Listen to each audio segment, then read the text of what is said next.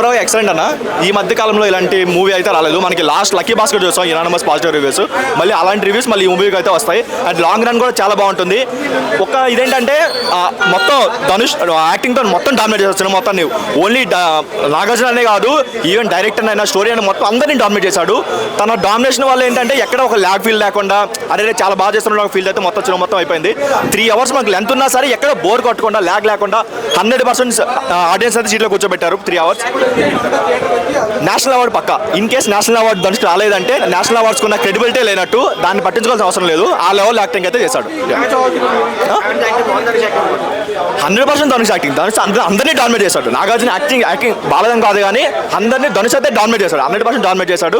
And Rashmika కూడా మంచి character దొరికింది. మరి ఒక కమర్షియల్ ఎలిమెంట్ యాడ్ చేసి ఏదో ఒక ఐటమ్ సాంగ్ రొమాన్సింగ్ అలా కాకుండా ఒక మంచి సినిమాలో తీసుకున్నారు. మంచి 100% అయితే న్యాయం అయితే చేశారు. సినిమాకి అందరూ న్యాయం చేశారు.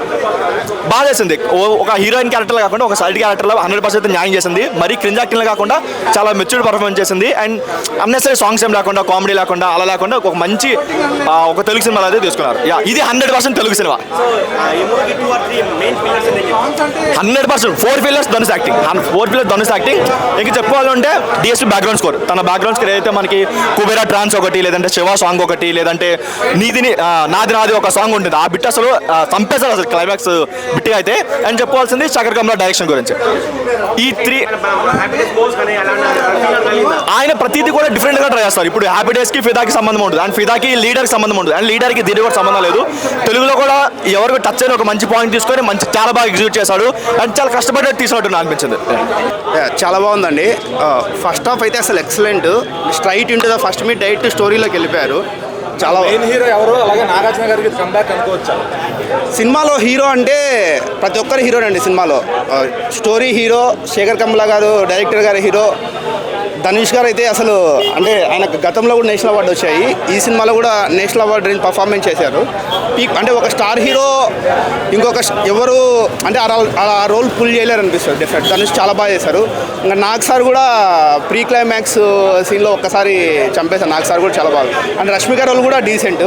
అండ్ ఎస్పెషల్లీ దేవిశ్రీ మ్యూజిక్ అండి టాప్ నాచ్. అసలు మ్యూజిక్తో లేపాడు చాలా సీన్లు. శేఖర్ కమ్లా మార్క్ అంటే లీడర్, ఆ తర్వాత ఒక హానెస్ట్ స్టోరీ టెల్లింగ్ అండి. చాలా బాగుంది. అంటే హ్యాపీ చూడొచ్చు. 3 hours అయినా. సెకండ్ హాఫ్ కొంచెం ల్యాగ్ అని కాదు, కొంచెం స్లోగా ఉంటుంది. But okay. మైనస్ అంటే మరీ అంటే కంప్లీట్ కమర్షియల్లోకి వెళ్ళలేదు. స్టార్టింగ్ నుంచి స్టోరీకి అవసరం ఏముందో అంతవరకే తీశారు.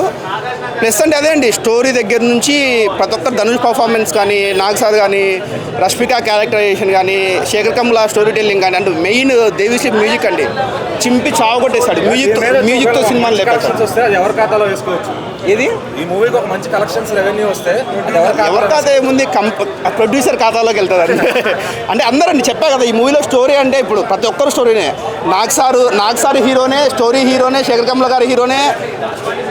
అంటే ధనుష్ గారు పర్ఫార్మెన్స్ చంపేశారు. అంటే దేవిశ్రీ నేషనల్ అవార్డు పక్క అంటే ఆ పర్ఫార్మెన్స్ చేశారండి. నేషనల్ అవార్డు రేంజ్ అంటే ఒక స్టార్ హీరో ఇలాంటి రోల్ అంత ఈజీగా ఎవరు పుల్ చేయలేరు. ధనుష్ గారు కాబట్టి చేశారు.